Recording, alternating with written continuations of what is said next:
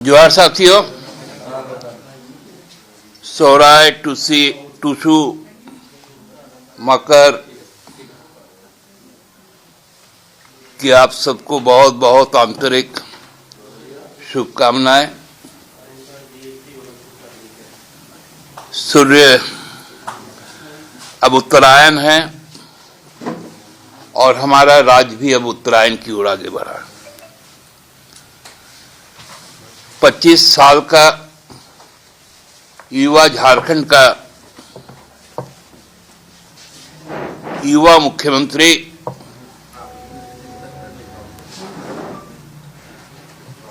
दुनिया के सबसे बड़े आर्थिक मंच पर राज्य को उपस्थापित करने के लिए आज दावोस पहुंचे। राज्य ने बहुत कुछ खोया है, त्याग किया है। राष्ट्र शक्ति को मजबूत बनाने के लिए अब समय आया कि राज्य अब अपने पैरों पर, अपने लक्ष्यों के साथ विश्व पटल पर खुद को प्रस्तुत कर रहा है। ये बहुत स्वर्णिम क्षण है जब हमारे माननीय मुख्यमंत्री हेमंत सोरेन जी अंतर्राष्ट्रीय जगत में पहुंचकर यहां के जो खनिज संपदा है, मानव संपदा है, जैव संपदा है, वन संपदा है और जो कुशल जो श्रम है, उसके साथ साथ राज्य की खूबसूरत वादियां हैं, घने जंगल हैं, अभयारण्य हैं, विश्व का प्राचीनतम सभ्यता जिसकी राजधानी ही, जिस राज्य की राजधानी ही मेगालिथ पर बसी हुई है पूर्व पाषाण काल से, उसको दुनिया के सामने रखेंगे।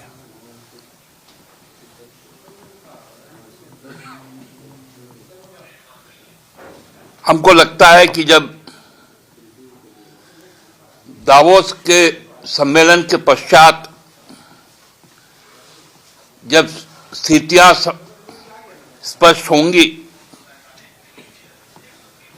तो झारखंड नए ऊर्जा के साथ 2050 तक खुद को इस देश का सबसे मजबूत राज्य के तौर पर खड़ा कर लेगा।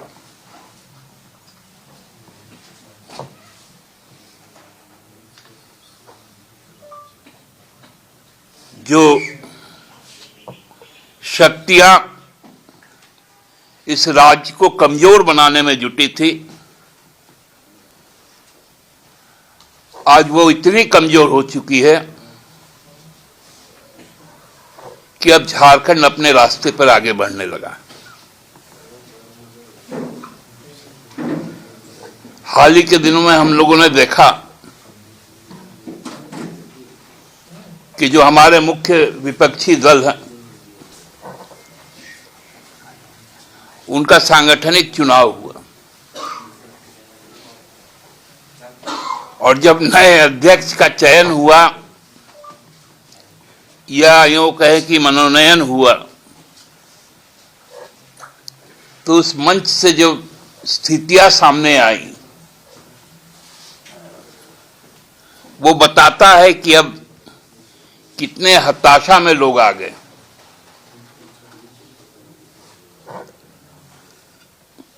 उस दल के जो वरिष्ठतम विधायक हैं,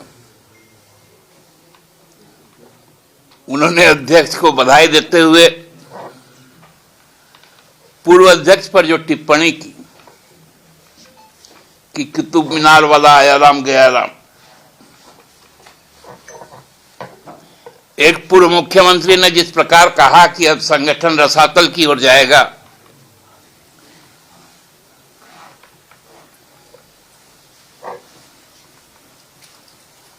तो आप समझ सकते हैं कि उस दल का अब क्या स्थिति है।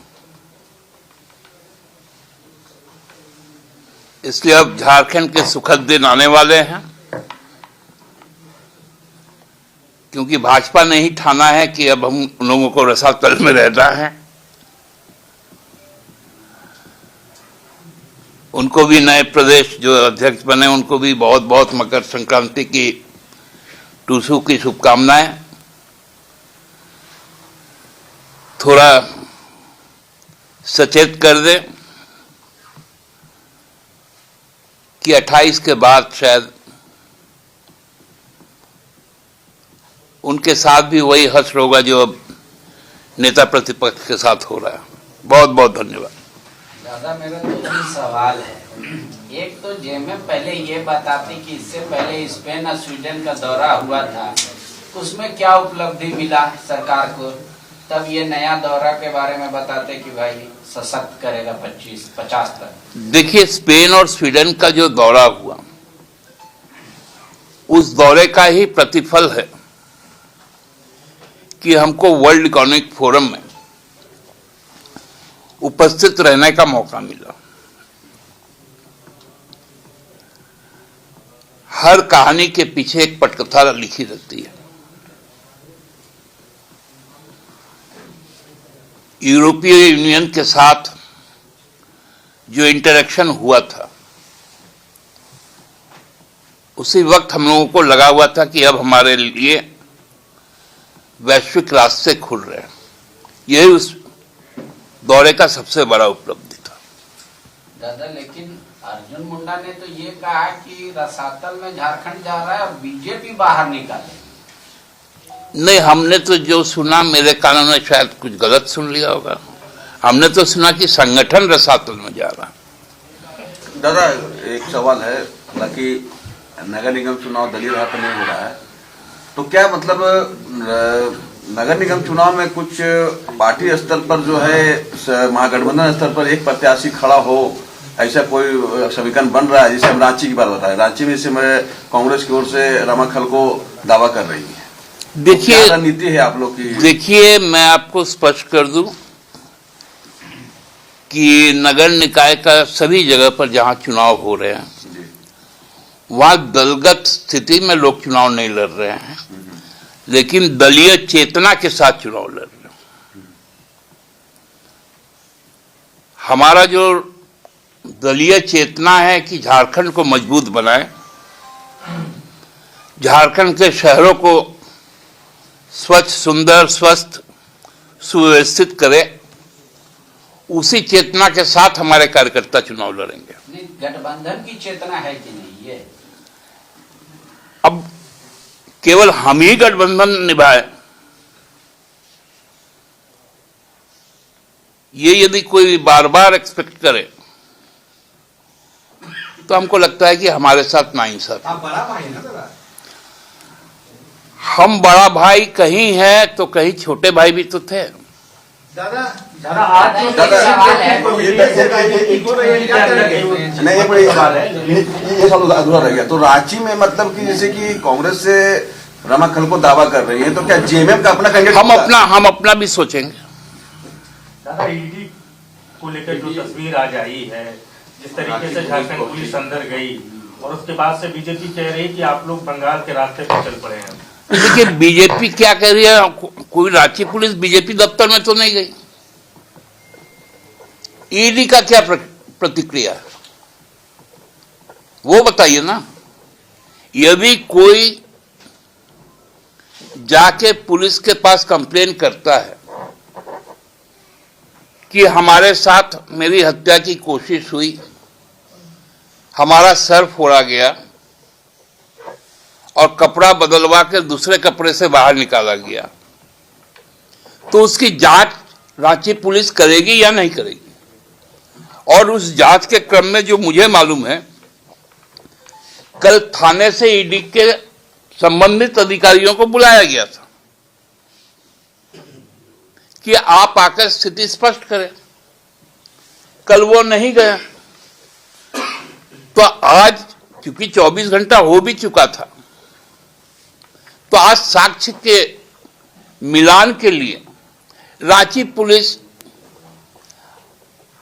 मतलब नियम के तहत, जांच के नियम के तहत उस जगह पर पहुंची, सर्कमस्टांसेस का इवैल्यूएशन कर रही है, इन्वेस्टिगेट कर रही है। तो इसमें बाबूलाल जी का पेट में दर्द काहे हो रहा है? बाबूलाल जी का ये कहना है कि रांची पुलिस इस मामले में इतना प्रोएक्टिव दिख रही है, जब गरीब के बच्चे गायब हो गए थे तो ना तो 24 घंटे में मामला दर्ज किया गया था, ना डॉग स्क्वाड आया, ना सीएफएल। तो एक आंख में काजल और एक आंख में सुरमा से क्या समझा जाए? देखिए, बाबूलाल जी का तो नया डीजीपी आ गया ना। एक तो हम डीजीपी थे, एक कल भी आ गया डीजीपी उनके पास। अब पुलिसिंग भी वही करे। अरे पुलिस इन्वेस्टिगेशन करे तो गलत, ना करे तो भी गलत। अरे फ्रस्ट्रेशन में क्या बोल रहे हैं, ट्वीट कर रहे हैं गृह मंत्रालय को, आप और सेंट्रल फोर्स भेजिए। क्या चाहते हैं आप कि स्टेट फोर्स और सेंट्रल फोर्सेस में क्लैश हो जाए? ये क्या प्रोवोकेशन है? उन पे तो आपराधिक मुकदमा दर्ज होना चाहिए उनके इस ट्वीट पर।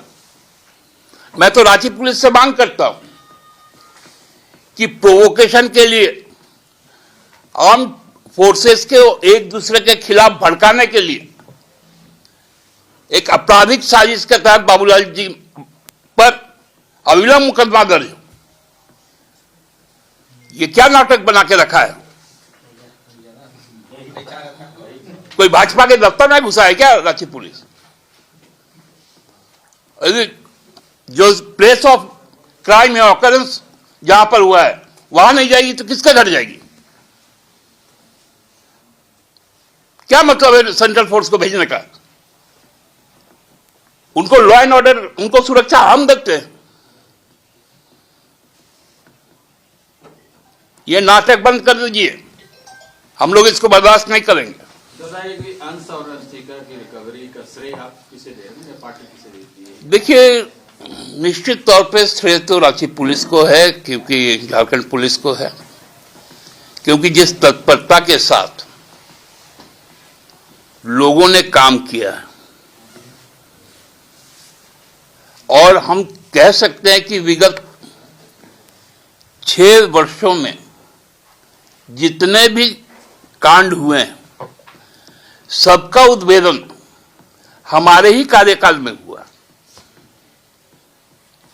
मैं ये नहीं कहता हूं कि कोई अपराध नहीं हुआ, लेकिन अपराध भी हुआ होगा तो उसका उद्भेदन भी हुआ और लोग पकड़े गए।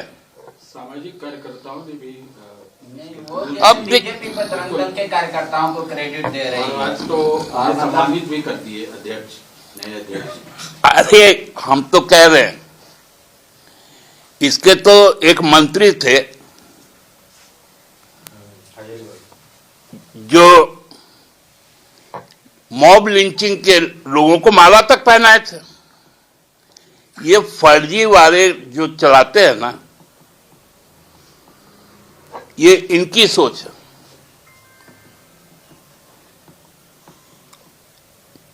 मतलब देखने से सांप सूंघ जाता है जिन लोग को, वो लोग खोज के पकड़ लेगा। ये सब मतलब क्या कहे, मतलब मत बोलो, ये सार्वजनिक जगह है। आपके राज्य की खबरें, आपके शहर की खबरें सबसे पहले जानने के लिए देखते रहें अमर उजाला। चैनल को सब्सक्राइब जरूर कर लें और पाएं हर अपडेट।